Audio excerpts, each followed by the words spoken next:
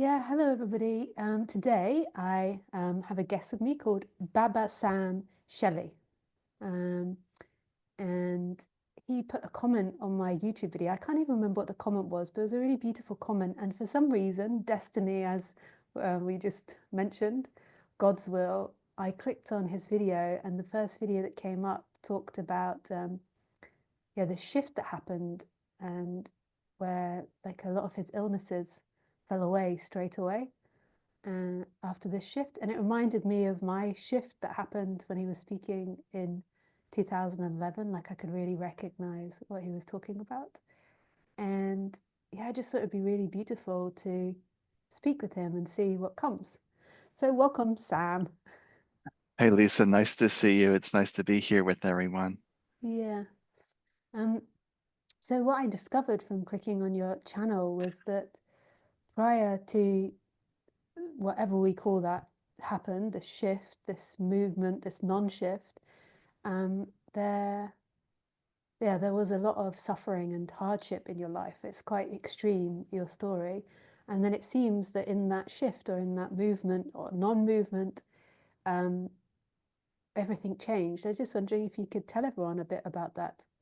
Yeah, so it was a pretty hard and challenging life that I was hit by a van at age 6, which caused a lot of trauma. I was in the hospital for nearly a year with this head trauma, broken elbow, broken hip. It created lots of issues. And what they later discovered with current research is that head trauma at a young age can turn into bipolar. So I was going through high school and school as an I know, undiagnosed. I never knew that. That my brother. Oh, I'm not really allowed to talk about family members. Oops. Yeah. So yeah, I'm sorry. Yeah, that's Yeah, really so that's interesting. Yeah, so this head trauma, they found out through discoveries there's a correlation between early childhood trauma and bipolar. So Mm. they know that today. They didn't know that back then. So I was going through school, high schools, and undiagnosed bipolar. So it was a real adventure. And there was really no help coming for me. If I was acting up in class, which was normal. I remember one time I was acting up in school. They sent me to the principal's office. He asked me if I was smoking marijuana. I said no, and he sent me back to class. That was it. So I was just dealing with this, and I didn't eventually got the diagnosis in my 20s when I was suicidal. And I was really depressed, really in this bad space. And I tried to kill myself twice in my 20s, and that's where I was. But I also had a lot of issues as well because I was really hard and critical with myself. So the body started attacking itself. So I started to get these autoimmune diseases like psoriasis. Then I had psoriatic arthritis, which is that itchy skin disease when it gets into the joints. I also had chronic migraines, 2 or 3 chronic migraines that were debilitating every week. And it was a really hard, challenging life. Then in my 30s, at age 37, I was diagnosed with multiple sclerosis, and I lost the ability to walk at that time. So by the time I'm 40, I have like 5, 6 diagnoses. I'm using a cane. I'm taking 13 daily medications. And all I knew was my diagnosis. I was talking to Lisa before this that really was my diagnosis was my destiny. I was really trapped in that mindset that doctor's medicine, this is my life. There's no way out. Then I had a really because at this time I wasn't really into the religious spiritual space because to me they were one thing. And what I remembered distinctly, which really pushed me away from that space, was when I was in my 20s, my uncle came in who was a pastor and he tried to cast the demons from my head. Mm. Yeah. So that sort of pushed me away from Yeah. from that space. Like I'm not possessed. I don't have demons in my head. So that was just pushed me away from this. So anyway, I was locked in this reality of medicine doctors and my health was in decline. So it was a really strange experience because I was in my 40s and it was like with multiple sclerosis, if you're not familiar, it really shuts down the body. It destroys the myelin sheath in the brain. So you get very fatigued, tired. And I just had lots of issues with that. So I was a couch potato. So I used to watch Yeah. anything and everything on TV. But I used to watch ghost hunting shows. I was watching these ghost hunting shows on TV and like, I don't know if this is real or fake, but it's entertaining. But I saw a tweet from a ghost hunter. I'm like, well, I can go find out and see if this is real or fake or not. So, so I put on my cooling vest because MS and heat are really bad. This was in the summertime. Got my cane, did my little research on Fort Mifflin and Philadelphia because I only had about an hour, hour and a half. That's it with the MS. And the migraines and everything. I just had a very short window to see if there's something to this ghost hunting. So one of the experiences that I had on this ghost hunt, I had a few things that were strange, but the one that really got my attention, I was sitting on this bench and somebody was sitting right next to me that wasn't there. So I Wow. felt somebody sitting next to me that wasn't there. Then I felt this overwhelming sense of dread come over me, like, okay, that's weird. What is this all about? So at this point in my life, I'm like, okay, so ghosts are real. So what is this ghost realm? What is going on here? So then I was like, okay, who speak to dead people? Oh, mediums. Let me go read some books from mediums. And this was my adventure, was reading a book from a medium. But at this time, I could read for about 5, 10 minutes, and that was it because my eyesight was very poor. I would get chronic migraines. So I was reading this book from a medium, and eventually they talked about meditation and how they use meditation to get in their space. But one of the things they did was they talked about the benefits of meditation. And one benefit was inner peace. I'm like, I need inner peace. So I didn't have any concept of healing myself. I just realized I need meditation for inner peace because I was so stressed, so overwhelmed with life. So I'm sitting there, all right, I'm going to do meditation. There's really like a page, page and a half of meditation in this book. That is all about creating a relaxing environment and just sitting there. So, okay, I can do that. But initially, I was under the impression that meditation means you stop thinking.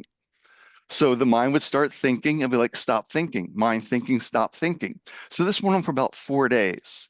Then I said, wait a second, wait a second. If I'm aware of my thoughts, I'm just chasing thoughts with thoughts. And if I'm aware of my thoughts, I'm not my thoughts. So I had this big, huge realization that I'm not my thoughts. That was a huge epiphany for me because in my 20s, I took my thoughts as true and nearly killed myself. Now I see, oh, I have thoughts, but I'm not my thoughts. So then I was sitting with this question. I was just sitting now 5 minutes twice a day. That was my practice, 5 minutes twice a day, just sitting there, asking this question now, like, who am I? If I'm not my And thoughts, where did you get that thought from? Like, who am I? It that just was came it. to you. If it's like, if I'm not my thoughts, well, then who am I? All I knew before was I was my thoughts. I was this damaged body. That's all I knew. I didn't know anything else. It was like, all right, if I'm not my thoughts, then who am I? So I was just sitting with this question for about, I would say about 2, 3 weeks. I was sitting with this question. And one evening, I just heard a voice say, perfect spirit. I'm like, that's it. My spirit is perfect. I'm not this damaged body and mind. Then the best I can describe it is I felt this deep, deep sense of peace come over me. I just felt like all is well. And I just had this knowing that all my health challenges were over. Mm. And that was it. Then I just followed this voice, this knowing on recovering the body. So I would hear that voice one day said, do yoga. I didn't question it. I did yoga. Initially, when I started, my mind was in protest. You don't have any balance, you're not flexible, and all these stories. But I did yoga. And 6 months later, no cane, everything was coming back. After that day, I started to taper my medicine. I wasn't following doctor's advice. I had no spiritual teacher. I had no one. I just had me in spirit. And that was it. And this was this voice. I was just following to this. And I had all sorts of wild experiences when the body was recovering. But from the day that voice to uh, December 2012, the body completely recovered. No medicine, no doctors, no nothing. But I kept my last neurologist appointment because I was seeing 3 neurologists at one point, two for the multiple sclerosis and one for migraines. So I made one last appointment with the neurologist. So I got all the tests done. I got the scans, the blood work. I got everything. I wanted to see what he had to say because I had no issues at this point. So he was really puzzled. My scans were clean. My blood work was perfect. He does a physical exam. He sees a non-specific hand tremor that everyone has, and I was his last appointment for the day. So he questioned me for 45 minutes, trying to quantify what I did. And I just, well, I just did this, this, and this other thing, and everything fell back into place. Wow, that's truly amazing. Yeah, So so so it was really a wild experience during that 14 months. I was just following this knowing, this voice. I don't really know how to describe it, but it was my true aliveness, I guess you could say. It was just guiding me, and that was my teacher. And that's where I really like when that did book when back then. Yeah, I when am did it that. be, when did it begin? Well, it began, so within a month of meditation, I realized I wasn't my thoughts, my body, and I knew all my health challenges were over. And what year was that meant? That what year? That was in 2011. So 2011. August 2011. Wow. Oh, amazing. So that's was that really unfolding then the last experience I had was in December of 2012. It was this really, really odd experience, but I had a whole bunch of those. It was the last day of November. I was in yoga class and I was doing an inversion pose, which means your feet are in the air. I just felt this rippling energy leaving my body from the middle of my back out through my feet. And I thought, well, that's weird. I just felt lighter and strange. So I woke up December 1st, 2012. It's really ingrained in me because it was so weird that wherever I looked when I woke up this morning, I was that. There was like no separation. I was just completely there. And I was in this state for about 2 weeks and it was so confusing. I was like, there's no one here. How do I function like this? And you had no information, like because you'd not read any non-dual books or anything like this, so you were I quite. read nothing. I read the one page and a half of meditation. That was it during this whole journey, 14 months. Then it was just really the synchronicity of the universe. Like one of the first books that I read after this, like, all right, I just had this profound healing. The doctors confirmed that I have no illnesses. So what's going on here? What's all this? Then it's just the weird synchronicity is I found Adyashanti's book, The End of Mm, Your World, and this put context to everything that I went through. So that was yeah, it gave me clarity. Then later I read about Eckhart Tolle's story, and that also made clarity. Like when he was in his 20s dealing with I can't live with myself, and then stopping himself, like who's the I can't live with, is yeah, like created that shift for him as well. yeah, amazing. Yeah, and so that took like a year and a half, and then what happened after the December 1st? So you had 2 weeks of like no self, and then it sort of there was like a stabilization that happened, or No, I was still going through some wild energy. I wouldn't really call, I thought it was stabilizing, but then I went to the Science and Non-Duality Conference in 2014. So it was my first experience in that space. And I later presented in 2017, but in 2014, I was talking to Igor Kufarev about what my experience was going through. And at that time, he still thought I was still processing the Kundalini awakening that I went yeah, through. yeah, yeah, it could be amazing. Yeah. Yeah, I still sometimes have Kundalini stuff. I never had language for it, even though I was into spirituality, I never called it Kundalini, but I had so many bizarre energetic experiences happening. Yeah, Um, it was a very bizarre experience, the Kundalini awakening. It felt like I was constantly being electrocuted, like constantly being struck by lightning. But it's like, oh, oh, the body's being rewired. It's okay. yeah, amazing that you had such faith in it. And what did your family make of it or friends? Did they, like, if you ask Uh, my family and friends, they don't notice a difference. And I'm like, ow! But I didn't have like a chronic illness before, but I feel right. like there's such a radical difference internally, but they're like, no, it's just the same. I'm like, Yeah, but it's for really, me, it was a radically change. Like no one understood. Like here's this really sick guy with a cane, really in bad physical shape, and he has no cane. He lost a lot of weight, and what's going on here? yeah, So that was the impulse to write the first book.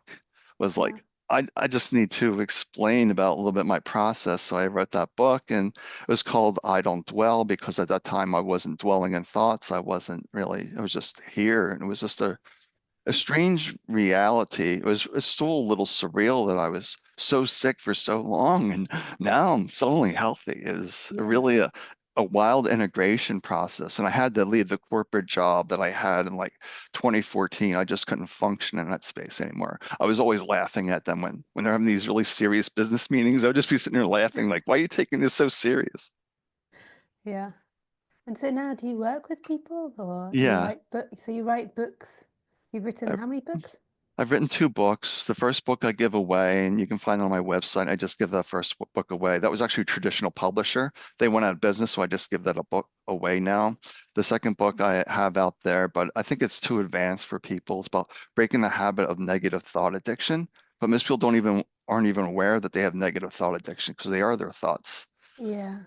Yeah, So totally. now what I really help people is with, you know, your diagnosis is information, not your destiny.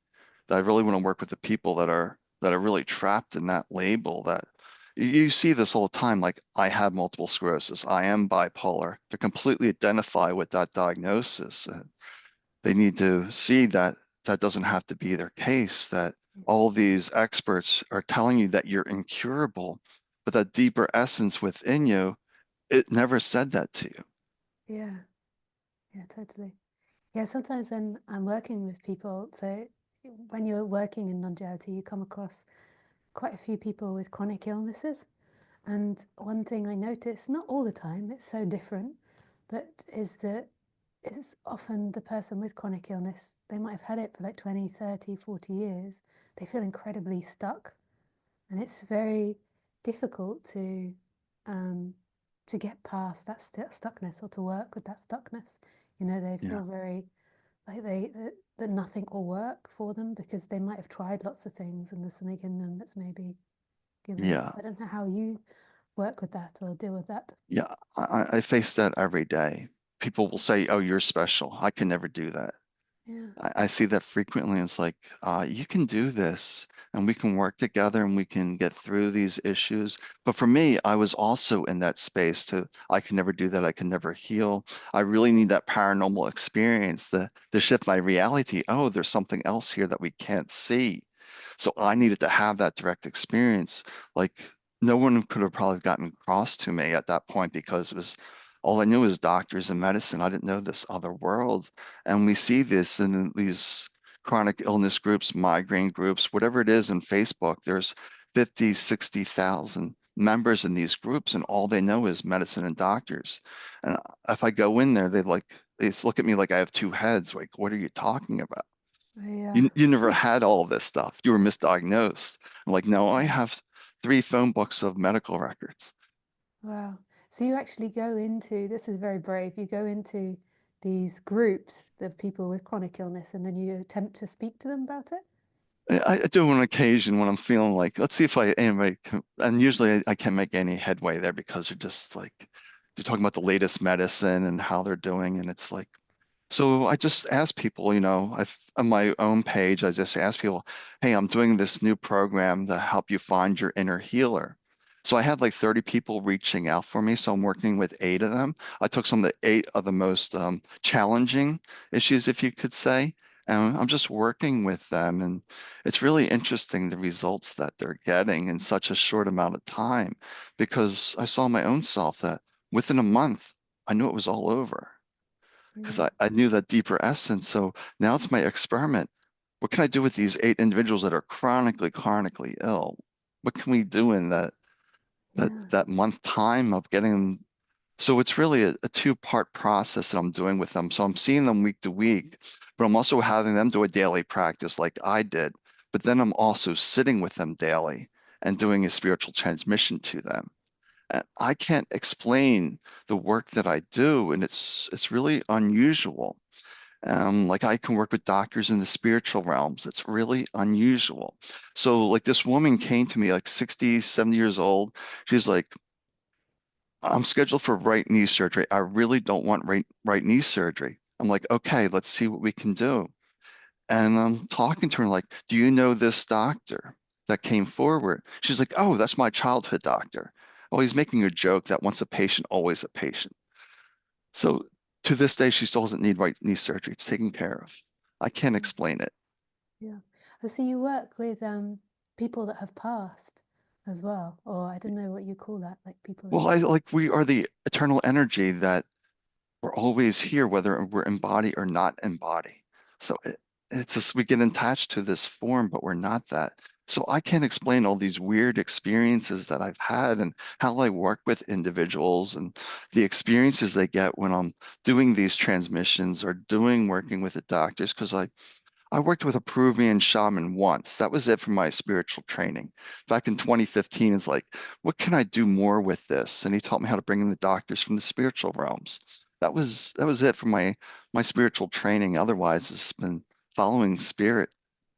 Wow. Oh, that's, yeah. Yeah, I didn't expect that. It's really beautiful. Ananda Mahimara, I'm not sure if you know much about her. Yeah, Yeah, yeah, it doesn't happen to me, other realms, like that doesn't appear, but there's people I work with where that happens. Um, but Ananda Mahimara, she often was in contact with people from different realms or different entities, or God yeah, or Krishna. yeah, It's whatever it something, may be, because it's just all energy. yeah, yeah, that's beautiful. We get locked into this world of form and it's just really it becomes a prison. I was in that prison for 38 years and I shouldn't be healthy today. I should be in a nursing home someplace. I was in a really bad health decline, but I had to have that experience to shift my reality. Yeah. And prior to six, like sometimes I wonder if people, when they're born into this world, if they have an openness to this or not. So when I was very young, I had um, what I was diagnosed with was severe dyslexia, but I had problems learning to speak and I had problems with words. So, like I had to go to speech therapy because I couldn't quite hear the sounds properly and repeat them. And I couldn't grasp concepts. Like I couldn't grasp the concept of time, of sound. Yeah, I couldn't grasp that one. But I couldn't grasp the concept of time. Um, like it took me years to understand time. And still now I can't really tell what left or right is. Like, so the only way, that just concept doesn't make sense to me. That sounds really bizarre to people, it does make sense to. But the only way I can tell it is by going like this, and that creates an L. So then when I'm like, someone says go left, I quickly look at my hand so I know what to do. But the concept is a really bizarre concept. And I also have sometimes problems with the movement of my body. It doesn't like, yeah, like it's a bit wonky, my body. And so, yeah, in childhood, there's like lots of neurodiversity. And I remember at maybe 4 or 5 years old, it was like this really strong feeling that if um, if I didn't understand my name and call myself by my name, that I am Lisa, I wouldn't be able to be part of the human realm or the human world. So there was kind of like this pressure to acknowledge this word and this sound and acknowledge that it was me. But I remember this kind of like fighting of it. And I feel like if I didn't at that time take on the name Lisa, then I would have most probably been sent to a special needs school and I would have, you know, been told that I was had learned not learned well, I've already was told I had learning difficulties, but I was told like that there was, yeah, something very wrong with me and all these types of things. And I wonder, prior to six, before your accident, did you notice anything like that with you? Can you Oh remember? yeah, it just reminded me. I forgot that I had speech therapy when I was very young. I also had Yeah. speech therapy because language was a little bit of a challenge for me. But what I remember specifically when I look at old childhood photos of myself, I would frequently hide behind my parents. I really didn't like people. So it'd just be pictures of you with your head poking out or just a little bit of your shoulder or something. Yeah, that was it. So that when I had that accident at 6, and like that was the end of first grade, and I'd return back to school in the fourth grade. So I didn't have any of those developmental skills either. So I was just completely isolated during that time. So most of my childhood was being in isolation, and I was happy with that, not to deal with people. Yeah, yeah. Yeah, that's interesting because human communication is an interesting phenomena in like my projection onto communication is that a lot of it of what we're doing is a bit abnormal, like the way in which people communicate or quite abnormal. And if I go back to when I was a child, like I was very quiet as well. And I struggled with speech, I struggled with communication. Like there was a real um, like solowness to me. And sometimes I think about like apes and watching videos, you know, in apes when they're eating leaves. And I sometimes feel I can relate more to them than I can when I like look out of the window and see people socializing, like just sitting there in silence eating leaves together.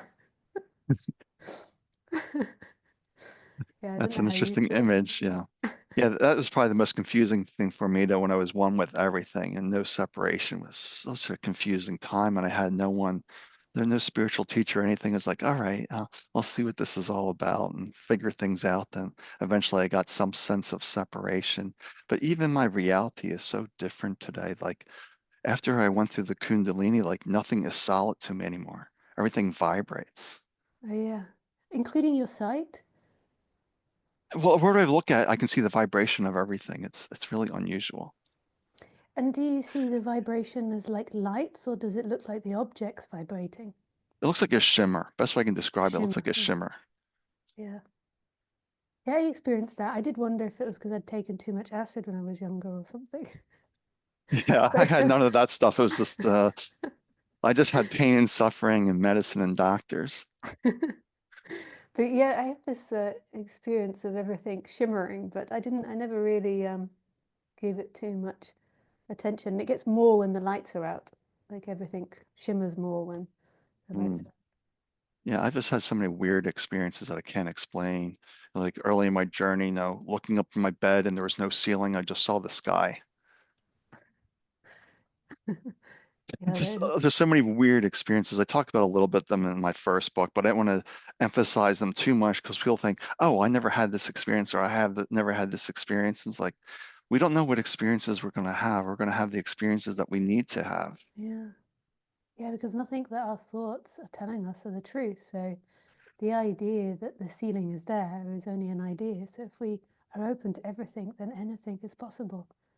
Right, exactly. That's a good way to look at it. Anything is possible. And that's what I try to remind people when they're dealing with a lot of pain, a lot of suffering, that anything is possible if we can take away the mind, the mental interference. I call it the mental interference, that the body naturally knows how to heal itself, but the mind interferes with trying to figure it out. Like I tell people, the first thing is to let go of the healing journey. There's nothing to figure out. The answers are within you. It's just the mind interfering. You just got to learn to trust yourself and get that deeper wisdom and insights that are there. Mm, totally. It's, it's really in this unusual space now where I'm just trying to help people just to live a better life and that they don't need to have all this pain, all this suffering, and all these issues that are usually self-created. Like I see that I created most of the stuff myself. Like I mentioned earlier with the autoimmune diseases that we don't even think about, that I was so hard and critical with myself. So that created the body attacking itself. So the body attacking itself is an autoimmune disease. So if find someone with an autoimmune disease, they're going to have an element of criticism or self-judgment they might not even be aware of, but they're attacking themselves at some degree. And it's natural because we're told, constantly to give authority outside of ourselves. And that's what I did. It was my doctor's job, their responsibility to fix me. I didn't take any responsibility for that.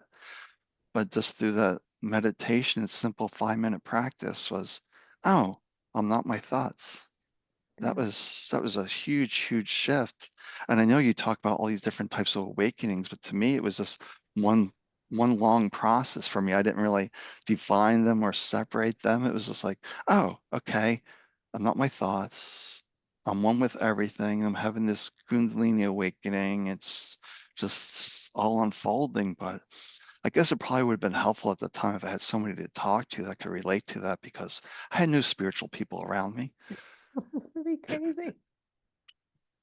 I'd gone through 10 years of spiritual stuff prior, so I didn't really though define it as Kundalini awakening. I knew about Kundalini awakening, but there wasn't really a definition of that because my teachers never spoke about it or focused on it. But, Right. but yeah, that must have been really wild. But the grace is that when these things start to happen, there is something that really begins to trust. Right. I can't explain it. I fell into a deep place of trust after hearing that voice, perfect spirit. I just had this, the mind got quiet still, and I just trusted this voice. Sometimes I would hear the voice, sometimes it would be a knowing, sometimes something else would happen to get my attention and get me onto a certain direction. I just felt guided one day to go into YouTube. I need to do a certain meditation. All right, what am I looking for? Oh, a chakra dhyana meditation. What's this? So I started doing the chakra dhyana meditation, which sparked a Kundalini awakening. That's, What is a chakra dhyana meditation? that's what I was just guided to. It was really, it even starts off at Kundalini, and it starts working on each chakra and sending energy into each chakra. I did This was all foreign to me, but I was taking this meditation, and information was coming in, like when they're focusing on this chakra, do this. When you're focusing on this chakra, do this. And I don't know. I was just following along. I don't know how to explain it. I was just following along. And was it when the Kundalini opened, was it scary or was it a very pleasurable or was that electric? Oh, it felt like I Mm. was constantly being electrocuted, be constant a lightning storm. But it felt like, and it was like January, February, I began this Kundalini awakening. It's like heart of winter, and I'm sitting in my room pouring sweat. I'm just on fire. And it's like, all right, this is what the body needs. It needs to be purified and burned up and disregarded or whatever. But this is what we're going through now. Did you have to work at the time? Yeah, I was still working. Yeah, I was still going through this process while I was working. It was a really Amazing. weird experience. That's why I said by 2014, I was like, I can't do this anymore. I'm just laughing at meetings and I'm not seeing anything as serious. It's all playtime with me, and they're not having it. Yeah, that was something that happened for me was laughter. For there were quite a few years where I couldn't stop laughing at everything. Like it was another thing that happened was it was empathy was really changed because everything was seen as so divine, you know, so it was hard to so somebody could tell me something tragic and it felt really divine, you know, so it was a bit hard on that level to communicate with people. And then there was also just such an urge to laugh as well at everything. Yeah, and that's really the laughter. And I was working with one of my volunteers for my inner healer program, and he was dealing really, really severe panic attacks. That's what he was dealing with, severe panic attacks. So I do my process, and he snaps out of the process, and within 5 minutes, and he starts laughing. I just had to get it there. I just felt a strange buzzing in my head. Something switched off, and I just feel like laughing now. Mm. So that's one of the things I see. And somebody I worked with early on, they came to one of my meetings when I was doing it in person. I had to stay with them for an extra 2 hours after the meeting because they were in hysteric laughter. I had to get them back into the body. They were just laughing at all these stories that they took as their truth. Yeah. But it's really interesting that you are working with these individuals with chronic illness and you have that hard time getting through to them. How do you help those individuals that are dealing with that chronic illness Mm. so that they can do this work? Yeah, I mean, it's really complicated actually. What I've noticed through the years, so it took me a long time to work out all these things and put them together. What I noticed is that people often with chronic illnesses are dealing with what I call shame, dealing with a lot of shame. That's what I've often noticed, and I think that that's where you were talking about berating themselves, like they're telling themselves off. So I noticed that there is often this feeling that they are bad, and then this beating themselves up. So on one level, I gently try to point that out because even pointing it out can trigger the shame and then it can trigger. So it's like I gently try to dance with them and point that out. Um, and I noticed that often it's a bit hard to work with them on the seeking level on because it often triggers that berating, you know, that they're doing something wrong and it fires that up. So I often find that I have to stay more in energetic work and more in talking about non-duality with them. But I don't have answers. That's why I'm always looking around. And when I heard your story, I was like really happy to be able to share that with people, because I know that there's many people here listening Yeah. that have these problems. And the experience that I have is that it's the I am bad thought that I have to really work with. It's not always the case, but I would say 90% or even 95 is that they have a deep sense that they're bad, or a deep self-hatred that's going on. And that's a really gentle dance to try to Mm. point it out and um, yeah, not get them to go into it, and then also try to activate them into doing things, because often they feel very stuck, so they feel like they can't do something, and then that creates I am bad as well, so it creates this cycle. So my answer is gentleness, um, but and to recommend to other people that have more experience with it. So when I'm working with them, being gentle, like gently trying to look and point things out, and then the next part would then to be looking for other people that have experience with this, because it's so complex. I find it very hard working, not very hard, but it's uh, it's hard in the sense to not trigger that story that they've failed or that they're doing something bad.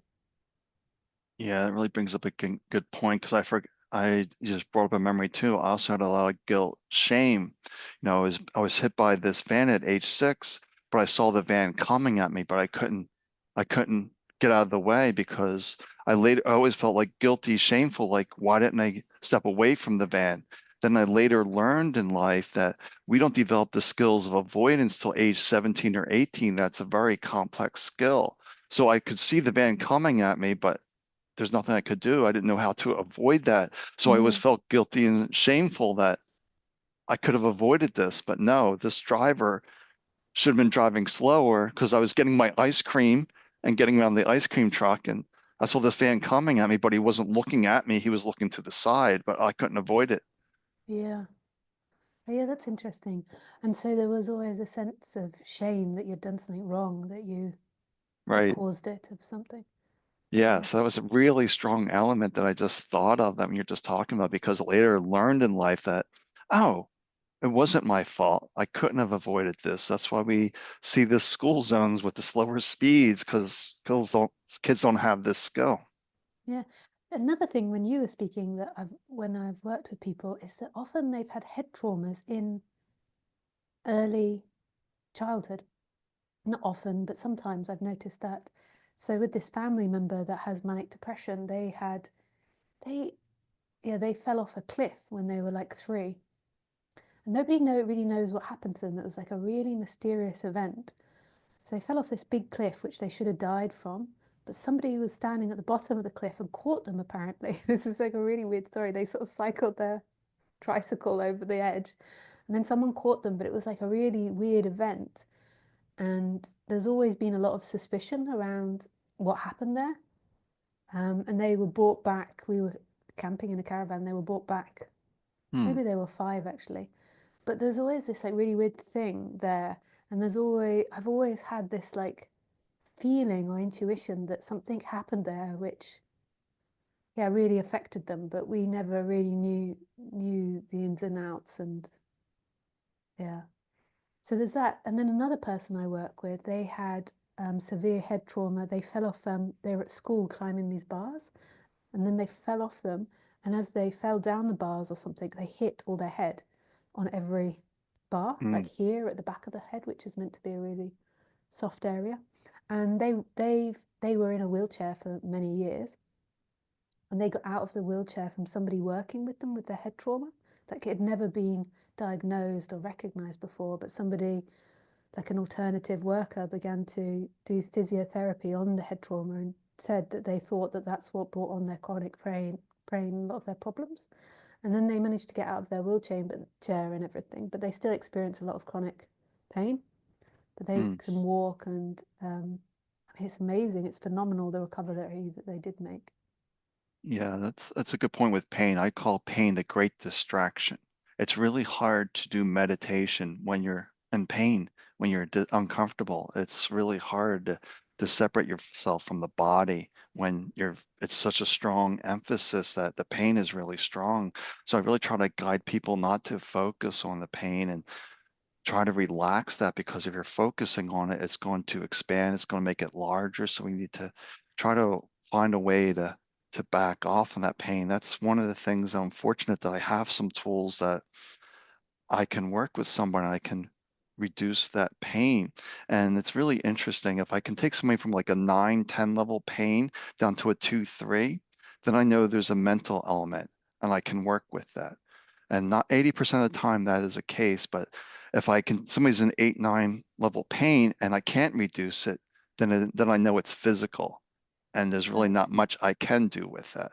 But Yeah. it's really interesting the power of the mind, how it plays with our injuries. Yeah.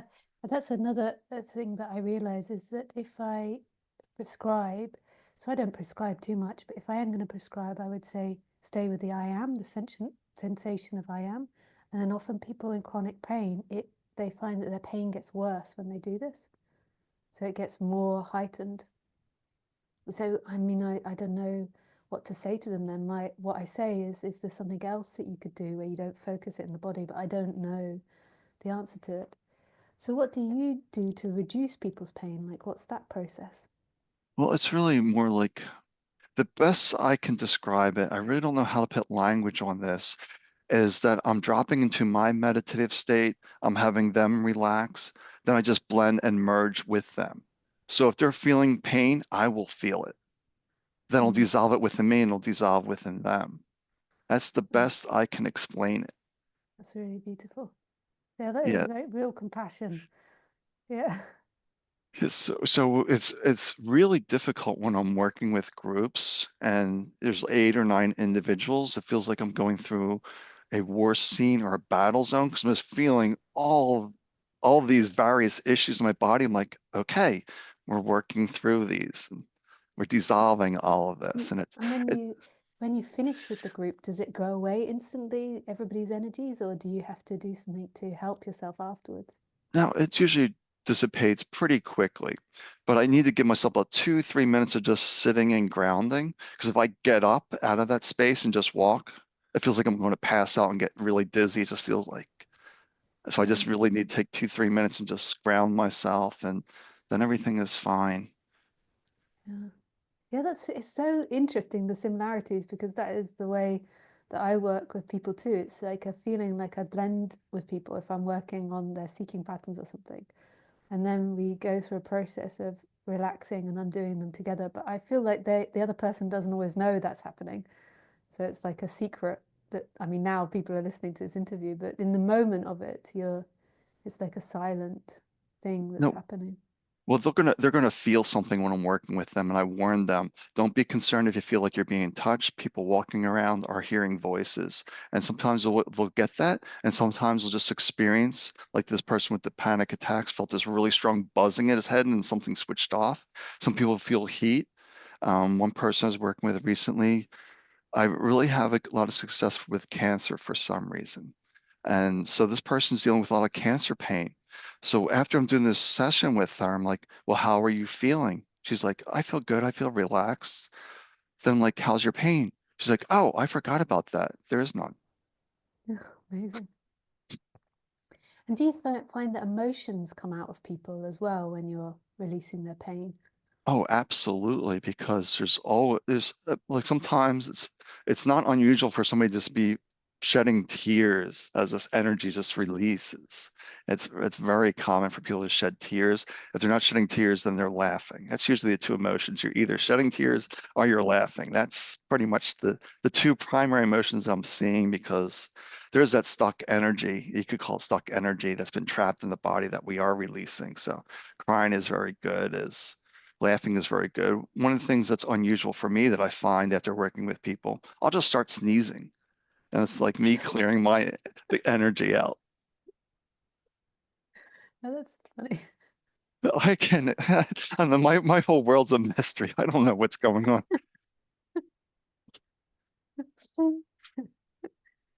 Yeah, That's the beautiful thing. It is a beautiful mystery that I don't try to figure it out, try to sort it out. It's just what it is in this moment, and it's perfect. yeah. Yeah. Yeah, sometimes I'm not very good at always follow like doing the right communication cues. So if I just drift into silence for a moment, like it's just the way that I go. But yeah, words will come again. But it's sometimes not appropriate in interviews that suddenly the questioner just goes really quiet.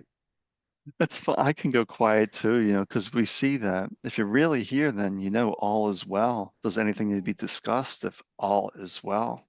yeah, That's one of the things that really helped me though, when I had that sense that all is well. That stuck with me no matter what I was going through. I just had the sense that all is well. It was just that sense. I even wrote a chapter on this, that all is well, that no matter what I was experiencing, I just had this deep understanding that no matter what, all is well. mm, mm, That sort of like, kept me on focus. The mind would want to get into these stories, and I just had this sense that all is well. And I yeah, had so many wild experiences over those 14 months, and I just followed that voice most of the time. One of the things I was resistant about was one of my medications was an injectable. So for this medicine, I was really hesitant. Do I really want to get off this medicine? It was so hard to get onto it. Well, there's this really rare side effect with this medicine. I was taking this medicine for about 7 years for the multiple sclerosis. Never had this side effect where you get rapid heartbeats, shortness of breath, and you have all these really difficult physical symptoms. When it was time to get off this medication, I had that side effect. I'm like, well, that's weird. So I tried the next day, had the side effect again. Like, I'm not meant to take this anymore. I just stopped it.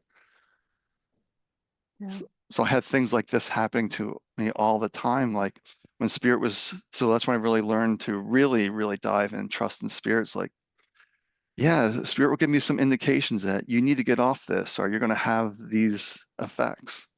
yeah, So it's just a beautiful space just to be here and not so caught up in this world of thoughts anymore. And it's mm, just a strange reality. It's hard to explain to people. And for me, it was beneficial not to have a spiritual teacher or a meditation teacher in the beginning. Because if that pages I read about meditation talked about posture, breathing, hands, I've been so focused on the rules with my OCD brain. Am I doing this right? There'll be no escaping the mind. I've been like trapped in the rules. So when I'm doing the people practice with the people, saying we're just relaxing. And if the mind starts thinking, where are your feet, where are your hands, where your breath, just come back. yeah, That's just really it. And that's all I did. And people thought that's it. It's too simple. It's like it's exactly what I needed. yeah, Really simplify things for people going through a lot of issues. Just realize the mind is making things way too complicated with all these stories that we've picked up along the way, and we just need to relax to the best of our ability. And the more you can relax, you can settle into the now. And that's what I really like about Eckhart Tolle when he was talking about the power of now. It's like, that's exactly what I was doing. Mind thinking, come back to here. Mind thinking, come back to here. So when I'm working with these individuals, I'm just teaching them how to be present because they're not present now. mm, And that's the thing. If you're chronically ill and a lot of pain, you're usually not present. yeah, yeah, totally. Yes. What sort of practices do you give them to do by themselves? Because I often find people that are chronically ill, it's very hard for them to do anything when I'm not working with them. Yeah, so I will have them typically do a 4 to 6 minute practice of just noticing when your mind starts thinking, you're caught in the thoughts, the story. Come back to your feet, and I'll record a little meditation for them and or come back to this voice. Just keep Mm, coming back and let go of any judgment, any criticism that you were lost in thoughts. From this day forward, we're no longer judging and criticizing yourself. We're saying that's what the body's doing. It's fine. That's what the mind is doing. That's fine. And really start to detach from that story. I think it's really important to start to detach from the body and the mind to realize that we are this essence, the one that sees through your eyes. And so people have a really hard time with this. What I like to do is have them look at old photographs of themselves. Look at you as a baby, a teenager, a young adult to where you are now. You had all these changing bodies. So where did you go? And I'll be like, the one who sees through the eyes never changes. This is your home. We're Mm, trying to return you home. mm, And I just yeah. try to, I use all the simple practices that I used. Mm, I had a very simple process of sitting 5 minutes twice a day. Even today, I could sit for hours, but I don't choose to do that. I just sit for a little bit, and that's okay. mm, I'm not a big person that has a lot of rules, a lot of requirements. I'm like, they're all mental inventions. We got to do what's best for us. yeah. Do you have a lot of commitments during the day? Like, do you work a lot with people, Well, or I do work you with a have lot to? with people. Yeah, I do work a lot with people. That's really where my focus is, just working a lot with people. And we're doing my group too, being in there live in my group quite a bit as well. And now I'm just really focused on this inner healer, that inner essence within us. Because before I was talking about head trash and going beyond our head trash. But then I realized recently, like, wait a second, when I was in my 20s, 30s, I had no idea that that I wasn't my thoughts. So speaking about negative thoughts or this mental garbage makes makes no sense to anybody that's chronically ill. They don't have any concept of that. So like they do know their diagnosis. My Mm, diagnosis was my destiny. So let's meet them there. And that's what Anya Shante said something to me, but I didn't quite get it at that time. He's like, keep talking about your pain. And that was pretty much what Anya Shante said when I saw him briefly. Is just keep talking about your pain and inspire people that they can move through their pain. But that was pretty much all of his wisdom because unless you really deal in that space, you really don't know really the proper wisdom and guidance to give. And so I had to back up myself as like the people I really want to work with. And I work with all sorts that aren't even chronically ill, that just want more peace in their life. Is we have these stories, these disguises. And one of the things that really bothers me when I hear you want to be the best version of yourself. I'm like, there is no best version of yourself. There's just you. Everything else is a mental disguise. We need to let them go and just be you. Be this aliveness. That's it. Enjoy yeah, life. yeah, yeah, totally. All mental disguises: the body, the eyes, the face, the skin, the earrings, the thoughts. All of it is mental disguises.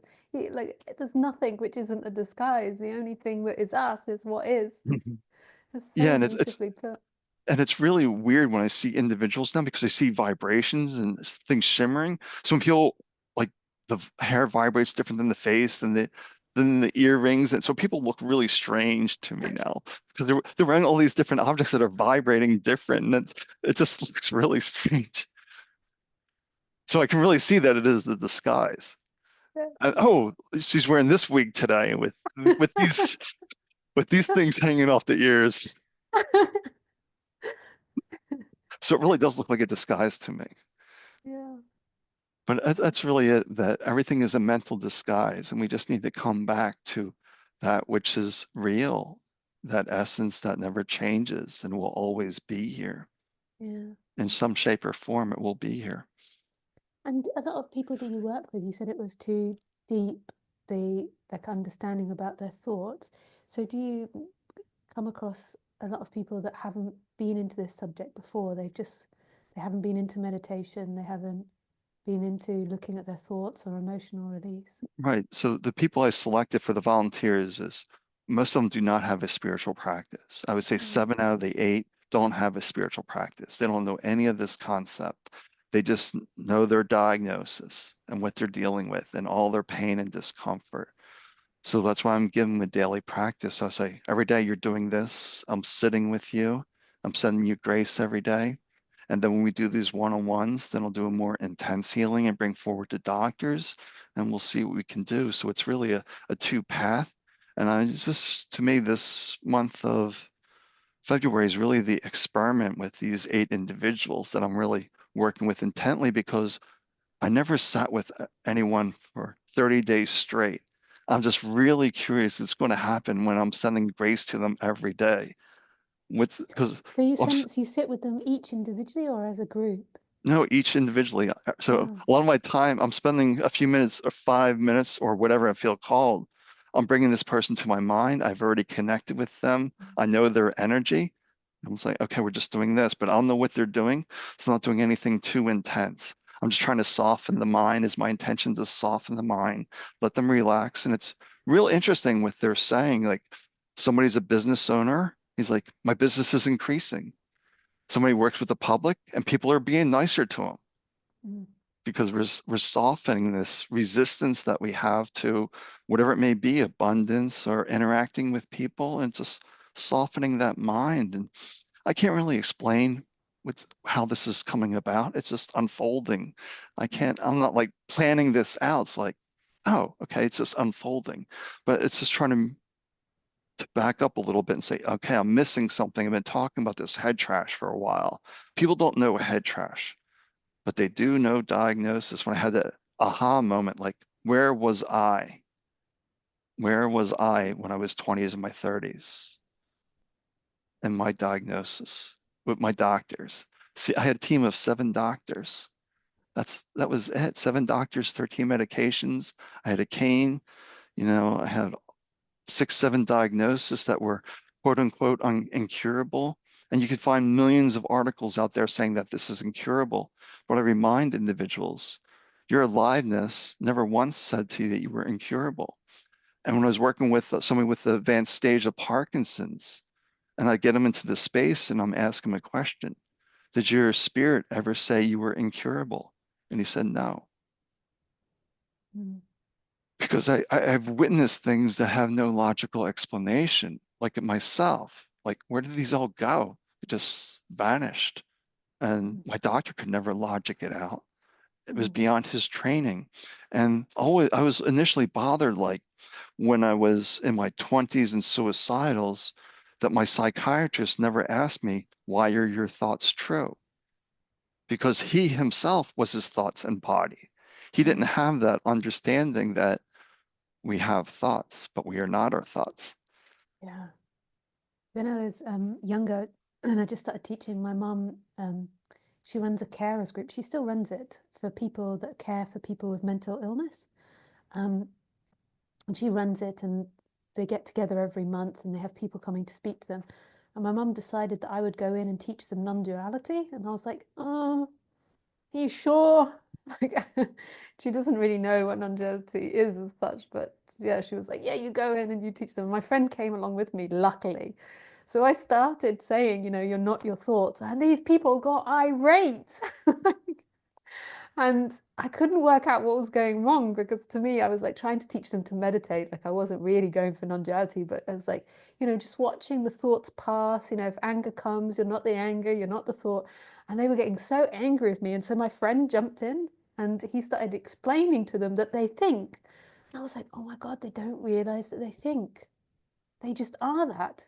So if they're angry, that's not a thought, that's just what the Um, other thing is. Like, so if they're angry with me, that is just the way it is. And I was like, wow, I just forgotten that people don't realize that they think. They know that they think when they're adding something up, but they don't realize that everything else is a thought. But because I've been into spirituality for so long, I'd forgotten that regular people don't realize that they're thinking all the yeah, that's time and creating their reality, and it's not the way it is. right. It's, yeah, this illusion that we believe as real, but most people don't know that. So they do get irate in these groups that I am migraines, I am fibromyalgia, and all this stuff. And it's like, you're really not that.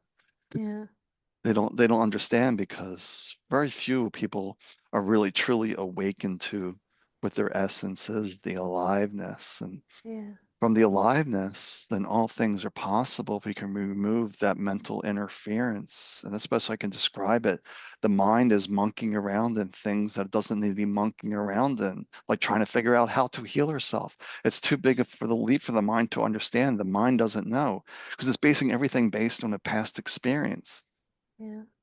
So it doesn't know that way. And do you get a lot of people with chronic fatigue, especially now because of COVID? You know, like people have long COVID. Did you do you experience that a lot, or is it more? Yeah, I do see people with long COVID because I too had chronic fatigue, like I mentioned when I was, 40 years old, watching TV, at night because I was just so fatigued and so tired. Um, but yeah, I work with that as well, and things turn around. I can't explain it. Yeah. Things turn around because we get into this aliveness, and I tell people, I don't know what's best for you. I'm just trying to get your mind out of the way so you can get your own wisdom Oh, because you live beautiful. in your body. You know your way forward. I don't have any clue what's best for you. I have suggestions that help you get out of this, but ultimately it's your path. Mm, yeah, totally. Yeah, I Yeah, think this so is going to be so super helpful for many people to hear. It's really, you came along at exactly the right time. yeah, I enjoyed this conversation. And usually I can't really have these conversations because if I ask somebody who they are, I am bipolar. Yeah. I have multiple sclerosis. No, that's a mental disguise. We can let that go. This isn't a Halloween party. Yeah. Yeah, I found that as the conversation got on, I got more and more blissed out, so my words left more and more. It's really beautiful being in your energy. Do you Yeah, experience bliss, or what do you relate yeah, to when I say bliss? yeah, because when I'm working with people, that's what they come back. They're laughing and they're just sort of in this altered state. I guess they're in a state of bliss as well. And they're like, your voice is so hypnotic and your energy is just, everything's just dissipating. I can't explain it. Yeah. And it just dissipates. And I have so many wild stories. And like, this is my purpose to remind people that they are their own best healer, that we have that essence, that aliveness within us that is not guessing. It's illuminating your path. And I was doing all sorts of crazy things I had no idea about. Oh, YouTube. I'm looking up what? Okay, let's do this. Let's do this meditation. Oh, what's this? No, I just trusted that voice because I just had this sense that all is well. And the best I can describe it was feeling this such a deep, profound peace when I heard that voice say perfect spirit. And I really want people to understand that your spirit is perfect or pure, whatever you wish to call it. We don't want to get hung up on language, but I really like how that you use the word aliveness or beingness because it's Mm, really a nice description because spirit, soul, they have these other different connotations that may be misconstrued or whatever, but if you just say the aliveness, the thing that animates the body, that is mm, you. Let's mm, let's embrace that and let that lead your way. mm, mm. Yeah. Oh, thank you so much, Sam, for coming and speaking to me. Maybe we do something again in the future where we bring somebody, I don't know if you'd be up for this, but bring somebody who has got chronic fatigue or something, and we see what happens. Yeah, we can do the process, the 20 to 30-minute process, whatever it is for them. And that's what I'm really curious too, because I got these volunteers to agree to have me tape everything.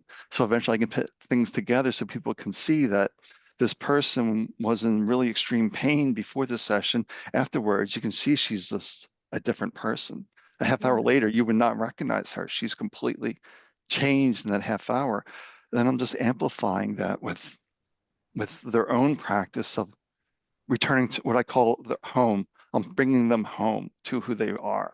So I say, mind thinking, we're coming home. Mind thinking, we're coming home. And that's all we're doing. So I love to do something with you in the future. Yeah, work with these individuals. Yeah, I like the most challenging cases. I usually find that's interesting just to see because I just want to know, if they're in extreme pain, like 8, 9, 10 level pain, can I take it down to a 2, 3? If I can, there's a mental component there and we can work with that. But the mind's very funny though. The mind will say either later that night or the next day, the mind will say, "Hey, where did my pain go?" And it'll bring it back. Yeah, it's really fascinating. And what I also notice is that when they're in less pain, so if you work together and then there's less pain, they can't remember the prior pain. So the fact that you're recording it is really good, because I noticed this as well. So I'll suddenly point out that someone's not suffering so much or in less pain, and then they've kind of forgotten. You can see this fog come over them, what it was like an hour ago. And they're like, So it's really good, I think, that you record it for people to actually see that Yeah. process. But then I have to put all these videos together, and that's gonna be fun. Yeah. Yeah. Doing all this additional work, but I think that's where people need that see that proof, that justification that these are non-spiritual people. They just saw I was offering this free program and they put their hand up. So Yeah, that is something. Yeah, yeah, I so would it's, love to it's see very those good. videos. Yeah. Yeah, it's gonna be fun. Yeah, so February is really an interesting month with these individuals and what's coming their way. Yeah. But their own inner healer, though, that's the thing. It's not me. I'm assisting, but ultimately it's them. Yeah. Because there is no us, them. It's all this one energy. When we blend with them, we really get into that space of oneness. And when I'm Mm, sitting with them daily, it's just joining them in oneness. mm, mm.